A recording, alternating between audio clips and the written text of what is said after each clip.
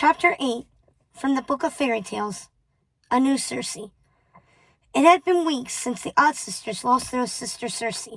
The fairies were hard at work restoring the land that had been destroyed by Maleficent, and no one knew where she had gone.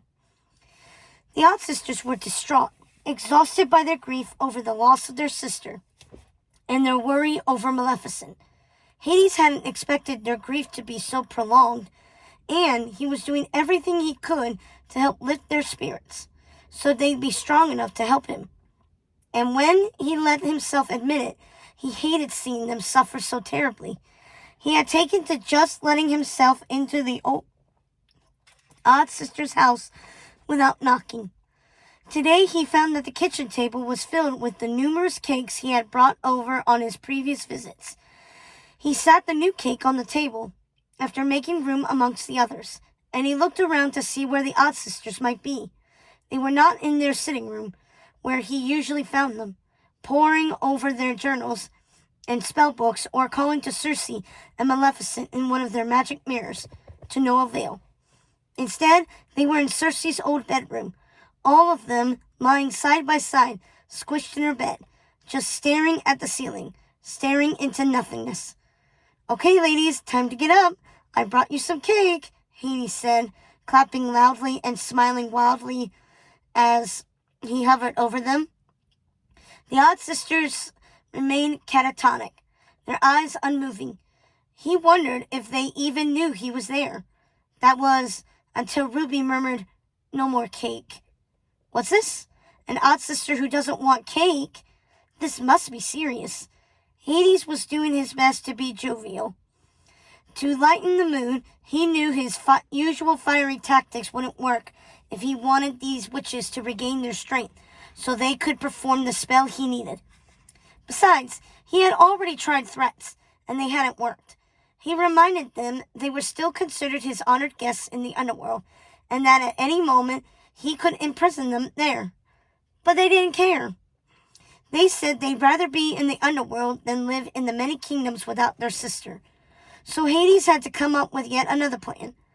"This is deathly serious," said Lucinda, who was sandwiched between her sisters, looking Hades dead in the eye.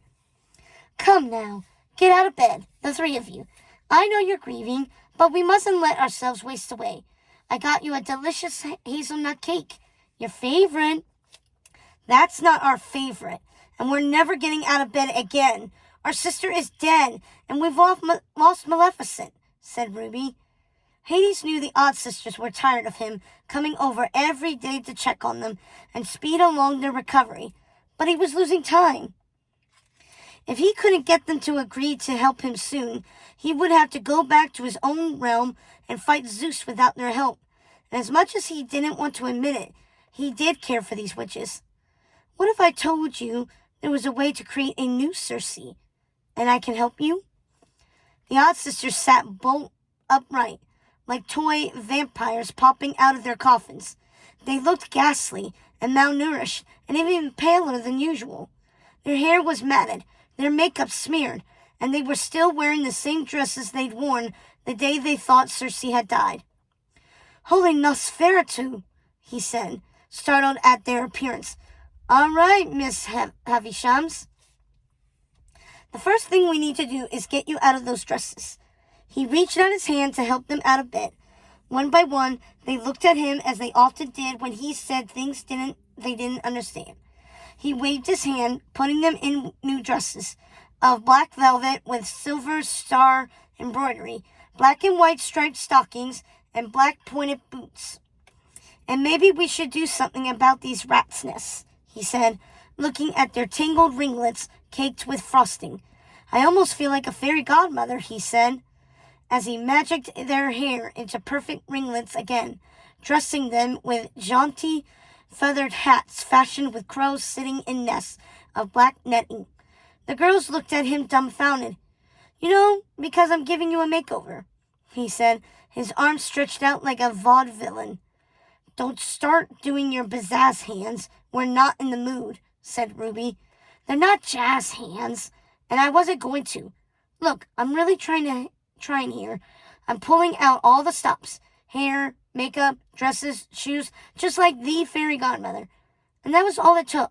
The mere mention of her name sent the odd sisters into a fit of anger, so fraught with malice they were storming around the room and plotting their revenge. Hades understood. When he wasn't procuring the odd sisters cakes, trying to revive their spirits, or checking in with pain and panic to make sure they hadn't managed to destroy the underworld, he read about the events that led to Maleficent destroying the fairylands. And they were right. It had pretty much been the fairy godmother's fault. If she hadn't been so cruel to Maleficent, treating her like an outcast, deciding she was evil because of the color of her skin, and that she, gods forbid, had horns, Maleficent would have likely never become so angry, triggering her transformation. Even with the help of the Odd Sisters aligning the cosmos. The Odd Sisters set the scene. They made it possible. But it was Maleficent's heartbreak and anger that caused the transformation. And it was the fairy godmother who caused that heartbreak. I will skin her alive, then I will boil her in oil, not before I rip her wings from her back. What have you done? Florence was staring at him with the Odd Sister's vanity. She was annoyed. Hades, I finally got them settled down right before you arrived. Her tail was swishing violently, and her eyes were narrowed and angry. I had to do something. It's better than the alternative. They were catatonic. Hades said, giving her a scratch behind the ear. Is it? She said, jumping off the vanity and slinking toward the door. Well, now you have to deal with them. I need a break. She exited the room with a swish of her tail. Hades decided it was better that it was now just the four of them. He wasn't sure what Florence would think of his plan. Ladies, now look at what you've done. You've sent Florence away. Don't you want to listen to my plan? You will have time enough for your revenge after you've created a new Circe, he said, hoping this would be the way to get them inspired. He had read in the Book of Fairy Tales that the witches of the Deadwoods had great powers, necromantic and otherwise, and numerous spell books that held their secrets. And he learned from his crows that there were young, inexperienced witches out there now, trying to take their places as the queens of that land. But they were struggling and would be grateful to meet other witches who could help them. So he decided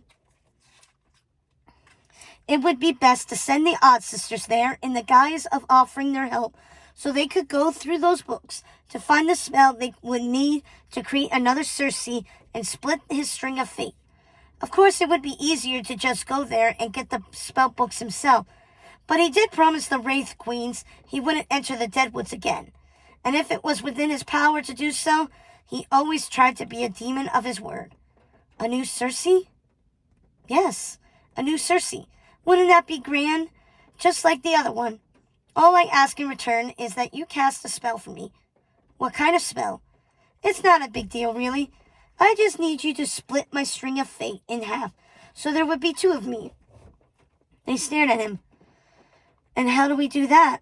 We don't possess that sort of magic. We don't even know that's the spell. But you have the power. The fates told me so. Now you just need the spell. You have ties to the witches of the Deadwoods, so you won't have trouble entering the woods, and you're just as entitled to the magic of those lands as the young witches who reside there now. Visit Gothel and her sisters in the Deadwoods, and don't tell them who you are. And while you're there, look in their mother's spell books. There has to be something there that shows you how to split fate strings and how to create a new Circe. And we're supposed to just walk into the Deadwoods and say, hello, let me see your mother's spell books. Gothel isn't going to think that's strange. I think she and her sisters would be happy to meet other witches. Happy for some help. From what I understand, they could use some. I hear Primrose and Hazel are unwell. You can offer to help them look for a cure in their vast library. It would give you an excuse to poke around and find the spells we need. The Odd Sisters looked intrigued, and Hades could see their thoughts racing. And if we do this for you, split your string, will we be even?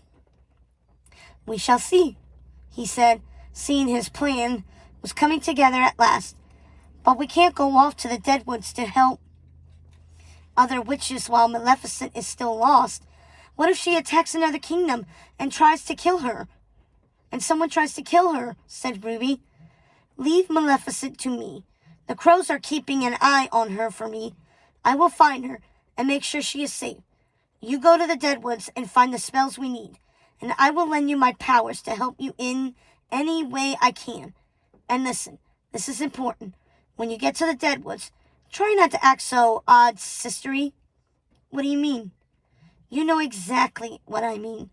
These young witches have been through enough without you talking all crazy and doing your weird odd sister stuff. Just be their friends. Wouldn't it be nice to have some friends?